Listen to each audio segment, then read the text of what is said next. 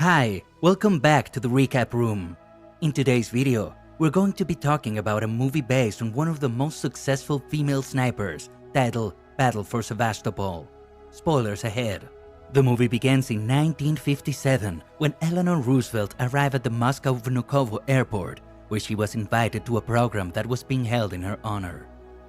Roosevelt refuses to go and gives her driver the address of Lyudmila Pavlichenko, despite her secretary opposing. He then asks Roosevelt who Lyudmila is, and she begins to narrate a story. Roosevelt met Lyudmila at the Anti-Fascist Assembly in 1942, where she was meeting the soldiers. As Roosevelt goes down the line, she meets a party worker named Nikolai, and then moves toward Vladimir Chelinstev, who introduces himself as a sniper. Next, she meets Lyudmila, who introduces herself as Lyuda Pavlichenko, a second lieutenant sniper.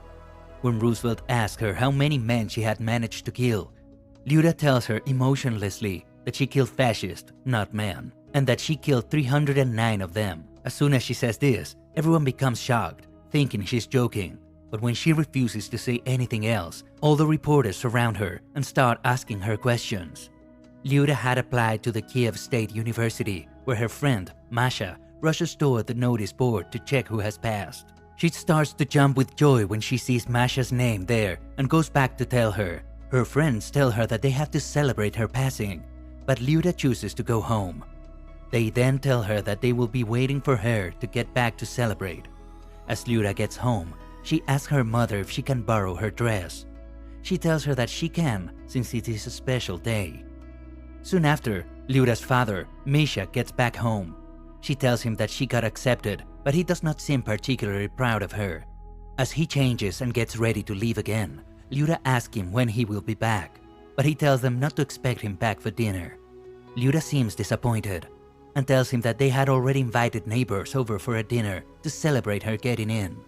Yet he tells her that she did not achieve anything special and leaves. That evening, Lyuda goes back to meet her friends, and all of them decide to go to a shooting range. As the boys shoot, the girls watch from the sidelines, until Lyuda decides that she wants to shoot as well. She asks the shooting instructor for bullets and aims. At first, the boys mock her for even trying to shoot, but as she shoots all perfect bullseyes, Masha excitedly congratulates her. The next day, Lyuda is in class when she is interrupted and asked to meet the headmaster. She nervously enters his office, where he states her information, and then reveals to her that she is being sent on a 6-month marksmanship training program. She asks them what will happen to her studies, and it's told that she will resume studying after the 6 months are over. She's told that it will be in her good interest to not refuse the offer. Back at home, Lyuda packs and leaves, despite both her mother and father having questions about the program. At the Anti-Fascist Assembly, Nikolai asks the crowd to make opening the second front the main issue of the assembly. Soon, women come in, carrying boxes for donations. Seeing this, Nikolai says that they do not need charity, which offends some of the men in the crowd. As they begin to argue, Lyuda gets up and gives a speech that manages to calm the crowd down. Meanwhile, in June 1941, both Lyuda and Masha sit in a library, where Lyuda is hard at work and Masha is fantasizing about sailors. The librarian interrupts Masha and tells the girls to go to the beach as they will find plenty of sailors over there. But Lyuda refuses to leave and continues to work on her thesis. The librarian asks Sonia to help him make the girls leave, since he has to close the library early. At the beach, Masha and Lyuda meet Kolya and Grisha after Masha gets hit by a ball. Kolya tries to introduce himself to Lyuda, but she continues reading her book and ignores him. Masha insists on Lyuda using the binoculars to look at the men. When she does, she spots Sonia's brother, Boris. Sonia greets her brother and leaves him alone with Lyuda. Boris admits to Lyuda that Sonia told him to wear his best clothes and see Lyuda in her swimsuit and propose to her. As Masha, Lyuda, Boris and Sonia drink with 2 pilots, Boris tells them that there will be no war. One of the pilots tells Boris that he's a coward for saying there will be no war, since the war has already broken out. Sonia then invites Lyuda to their house for dinner. Lyuda then goes to an opera with Boris, where he tells her that she's not fit for war. Offended, Lyuda rejects Boris' proposal and leaves to join the Red Army on the Eastern Front. When Lyuda joins the army, her commander is demanding and eager to win the war at all cost. and subjects all of the soldiers to very tough training. He burns all the soldiers' personal belongings because he thinks they make them weak and want to retreat, and he cannot afford that. Lyuda is partnered with a veteran sniper, Makarov, who is warned by the commander to be careful with Lyuda, as she's an exceptional good sniper. Later, when German tanks are spotted by one of the soldiers, everyone takes their position and gets ready for war. But suddenly, there is an airstrike and bombs start falling everywhere. Lyuda is told that there are two ways to take down a tank, either by close-range grenade or by shooting 3 armor-piercing bullets through the glass of the tank. The first throws the grenade and then shoots 3 armor-piercing bullets, killing the tank driver. Suddenly, a bomb goes off near Lyuda, and as her ears start ringing, she panics. Then, a commander announces Lyuda's outstanding performance, and Major General Petrok calls Lyuda's name. When she steps forward, he is surprised to see that it is a woman. He then hands her a semi-automatic SVT rifle and an award for her display of bravery. That day, as Makarov teaches Lyuda how to put a rifle together, when she asks him if he's married, he tells her that he had someone he loved or was too late in saving her. Before she can ask him more, she hears someone calling her name. As she rushes out, she sees Masha. The two hug, and Makarov watches them. She asks Lyuda if he is her boyfriend, and she tells him that he will be hers soon. That night, Masha, Grisha, Lyuda and Kolya sit together to have dinner.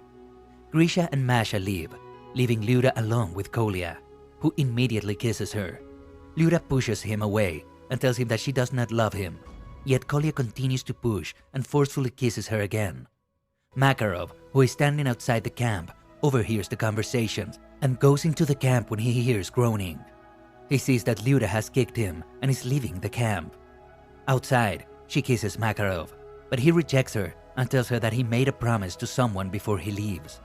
The next morning, Lyuda angrily shovels away to dig a trench, but Makarov comes up to her and tells her that he promised himself he will not fall in love again because he knows that they can be taken away at any time during the war. Lyuda tells him that he's a coward, and Makarov angrily walks away. At that moment, they are attacked again, and there are multiple explosions. One bomb explodes near Makarov, and he falls. When he gathers his senses, he immediately looks back for Lyuda, but is unable to find her. He rushes toward the trench and starts to dig, knowing that the explosions may have caused her to get buried. He continues to dig until he sees her arm and pulls her out from under the soil, but finds her completely unconscious. He quickly loads her in a car and takes her to the medical camp, where Boris is volunteering as a military doctor. Lyuda suffers from PTSD and starts to scream, making it hard for anyone to help her. The next time that Lyuda gains consciousness, Makarov hugs her and tells her that everything is okay. Lyuda tells him that she loves him before she passes out again. In 1942, Roosevelt teaches Lyuda how to make borscht. Roosevelt accidentally drops a pan on the floor, and the sound of it triggers Lyuda's PTSD, making her curl up into herself. Roosevelt asks her what had happened to her, and she begins to have a flashback. Back in 1941, as Lyuda is healing, she's on a ship when it is suddenly attacked by a German aircraft, and Lyuda becomes hysterical again. Boris, who had been taking care of her, tries to calm her down, but it is Masha who assures Lyuda that everything is okay. Although Boris tells Lyuda that she's not well enough to go back to the front lines, she persists and approaches Major Ivan and asks him to sign papers, proving that she's well enough to go back to the front lines. It is then revealed to Lyuda that Makarov had passed away while serving on the front lines. She also finds out that the Soviets are retreating to Sevastopol. Lyuda is once again paired with another sniper named Leonid. As the two are sniping away at German soldiers, Leonid notices that Lyuda injures the soldier and enjoys watching them suffer, just like they have been making her suffer by killing Makarov. Leonid warns Lyuda to be careful. Despite the rocky start to their relationship, Lyuda falls in love with Leonid, and the two begin a new relationship as they confess their love to each other. Masha, who was about to get married, tells Lyuda and Leonid that Grisha had passed away, and the three toast to him. A few days later, Lyuda and Leonid are patrolling the fields when Leonid accidentally steps on a mine. Before the two can come up with a strategy, the mine triggers an alarm for the German artillery, and they launch heavy attacks on the field. They try to escape, but unfortunately, Leonid is killed. Lyuda once again wakes up in the medical camp, where Boris tells her that Leonid had died.